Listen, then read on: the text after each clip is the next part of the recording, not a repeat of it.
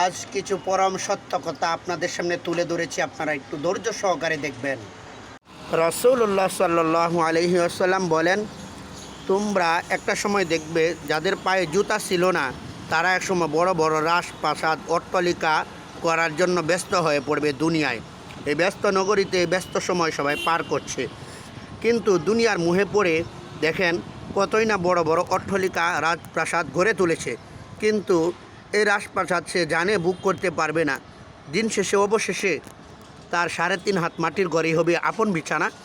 তারপরেও কেন যেন সহ্য হয় না এই 63 বছর, 60 বছর, 70 বছর, 80 বছর, 100 বছরের জিন্দিগি। এর মধ্যে শুরু হয়ে যায় প্রতিযোগিতা, কার চেয়ে বড় ফ্ল্যাট বাসাবাড়ি করতে পারে। এটাই হলো বাস্তব নমুনা। পৃথিবীর মধ্যে যত মানুষ এসেছে লোভবিহীন কোনো মানুষ নেই, সবার মাঝেই লোভ রয়েছে, কিন্তু লোভ কতটুকু হবে সেটা কিন্তু সীমাবদ্ধতা করে দিয়েছেন রসুল করিম সাল্লাল্লাহু আলাইহি ওয়াসাল্লাম। কারণ রসুল বলেছেন, দুনিয়ার মধ্যে এরকমভাবে তোমরা বসবাস করো যেন মুসাফিরের ন্যায় তোমাদেরকে মনে হয়। কিন্তু আমরা দুনিয়ার মুহে পড়ে দুনিয়ার মধ্যে এসে আমরা এমনভাবে বসবাস করতে শুরু করে দিয়েছি যেন আমরা আর কখনোই দুনিয়া থেকে চলে যাব না। আসলে এই সুন্দর পৃথিবী ত্যাগ করে একদিন অন্ধকার কবরে আমাদের অবশ্যই শায়িত হতে হবে।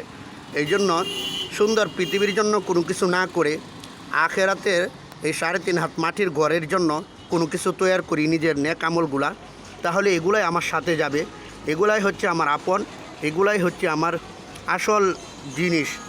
আমাদেরকে আল্লাহ পাক রব্বুল আলামিন বেশি বেশি নেক আমল করার তৌফিক দান করুন, আমিন।